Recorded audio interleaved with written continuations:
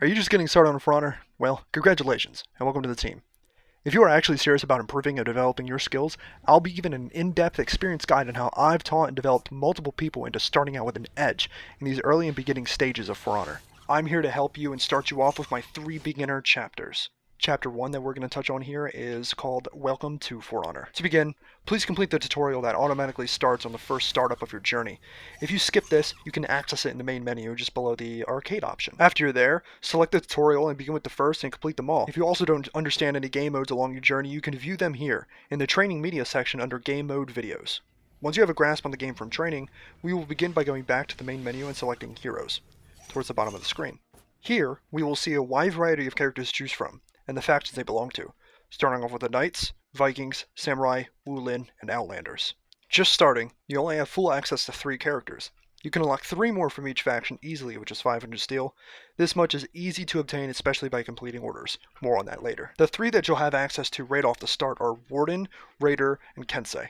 With your 3 starters, I'll be ranking them in order from easiest to hardest, starting off here with Raider, as he's insanely straightforward and not difficult to learn at all. Coming in second place, I'd recommend Kensei, as he's a little trickier than Raider with some more advanced mechanics. And then probably in last place, I'd put Warden. As with my experience in teaching new players, they struggle the most with her. Please be sure to take everything that I say with a grain of salt, as some people may learn easier or faster than others. Now let's move on to the recruitable heroes.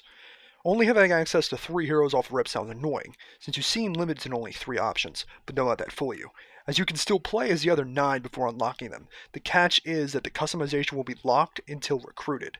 Out of these 9, I'll rate them from the easiest to hardest for a beginner, starting over with the hardest, then leading into the easiest. For the hardest, at number 9, we have Berserker. Reason being, he has different outcomes when specific attack strings are performed that aren't as linear as the rest of the cast, and his strength mostly relies on feinting into other moves, which can be very mentally draining and frustrating for new players. And at number 8, we have Nabushi. Reason being, she's tricky to learn with her dodge combos and special attack strings that mix in backstep inputs that can sometimes have you messing up quite often as a new player. Number 7, I'm putting Valkyrie. Reason being, her moveset is quite simple, though super hard to perform with, considering how outdated her mix-up and combo strings are, which leads to sometimes wondering, how did that not hit them? Or, why is this not connecting? Number 6 coming in is Peacekeeper.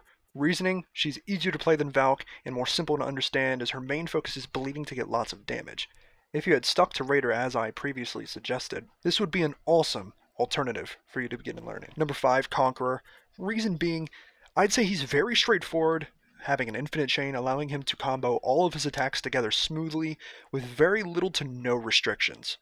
And at number 4 here, I'm going to put Warlord. Warlord has to be one of the easiest characters to start out with, as his attacks all have super fast recovery, and it's always keeping him on the offense. And at number 3, I'm going to put Lawbringer. Now, Law recently got a good amount of tune-ups, allowing him to flow way easier and gain access to his high damage and moves way more often, which in turn lets him apply more pressure to get easier takedowns. Now at number 2, man, Shigoki. Shigoki makes life very easy here in For Honor, giving whoever plays him access to Hyper Armor, which is just a fancy way of saying uninterruptible. This Hyper Armor is on every attack in Shugo's moveset other than his lights, which paired with his high health pool and good damage allows him to trade with very little downside. And hands down here, at number 1, the easiest character for your starter and the easiest character in the game in my opinion, Orochi. If you've already played this game, you know why he's so easy to play. He's super slippery, with all of his dodge recovery, which if I were to explain, easily allows him to dodge and chain attacks together so he can quickly counterattack and get up in your face with pressure that never seems to quit. Now, what I want you to do is select one of these heroes and let's get you into battle. Feel free to select any that you choose, but make sure to take my or others' info on heroes to get a better understanding of the game around you. Lots of people know lots of great tricks to make fights easier and more in your favor. After your hero is unlocked, we move on to Chapter 2. Chapter 2. Game Knowledge and Understanding. I know this seems too experienced, but I'm here to make it as easy and linear to understand as possible. This is where you will begin to play matches of your choosing. I recommend either Duels or Dominion, as these two will help you learn the fundamentals of the main game, as both of these modes are interconnected when it comes to understanding fighting basics. Try to not look up best heroes, how to gank, or even For Honor tier list. It will immediately shorten your intelligence of the game and not allow you to come up with your own conclusions or observations, and only cause anger and confusion, along with skipping the steps that help you improve. So with that out of the way, let's say you've now played around 20 or so duel and dominion matches combined. You are getting a feel for the game and its quirks. It is here you will need to observe what characters you struggle against and what it is about them you struggle with. Figure this out and go into the training tab that we talked about earlier and select Training Arena. I won't go into depth here on how this works, or this video would be incredibly long, but select your opponent that you struggle against and get them to use those difficult moves against you. If you need a trading mode guide, look up one on YouTube or check my channel if I've already made one. Another big thing I recommend is, if you can, play those heroes you struggle against to get a better understanding of them. But don't do that yet until you do this next step. If you ever have played or heard of a Call of Duty game, you probably heard of Prestige. It's pretty much in this game too, those numbers with the flowers and the star when loading in the menu, or on your character, they are your reputations, also known as reps. Top left corner of your screen displays your overall reputation, showing all your character's reps combined for the world and you to see. But when entering the character menu, we can see our individual reps on each hero. One rep is obtained by leveling past level 20. After this, you will automatically be repped up. You will gain some customization options after each reputation. I'm telling you this as I'd like you to gain one reputation on every hero you can, for you to better play, understand, and counter these heroes. You can stick with one you like for a short while, but I do not recommend this for more than 3 or 4 reps when starting out. Doing this will heavily impact your progression. While you're repping up and leveling up heroes, save up steel for the new heroes you want to try. I know they are expensive, so the easiest way to gain steel in multiplayer is orders. These will also help you with playing other heroes and factions. If you want a steel guide, I recommend looking up one or checking my channel if you're enjoying this so far to see if I've created one. Things I don't recommend spending your steel on are any cosmetic only items. This eats your steel and doesn't help towards your progression, and I feel like it is saved for later in your journey. I wish I could have saved steel when I started instead of buying meaningless effects for my Orochi only to later be bored with my hero selection. I'd say it's an okay time to buy these things once you have all 12 base heroes to Reputation 1. Executions are okay to buy as these things aid you in fights, but remember, they are costly, and I wouldn't recommend any other executions other than the 5k once starting off. Do remember that I do aid you to go at your own pace and do as you please, but do remember I am making this guide so I can help you progress as fast as possible and help you get what you want in this game as fast as possible. Moving on to Chapter 3. Chapter 3. Special moves and their gameplay counters.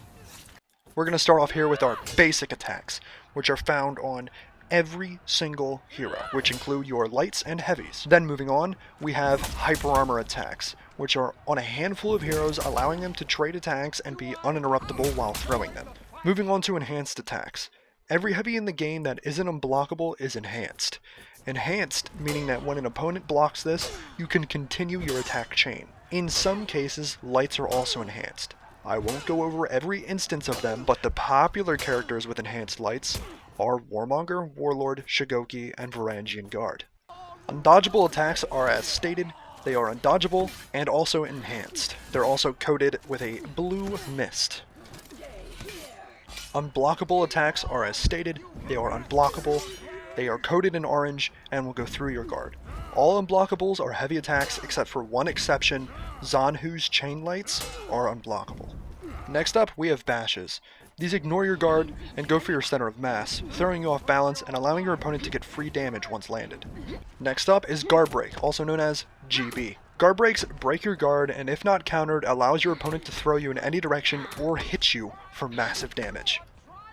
Now, going over the counter of these, I assume I do not have to show you the counters. I don't have footage of that right now. Assuming you've already played the game for a period of time and played the tutorial, you will know these counters by word of ear and will understand how to perform them. Starting off, we will go over our counter options, which consist of block, parry, and dodge. Basic heavy attacks are countered by parry, dodge. Our enhanced lights and heavies have the exact same counters here.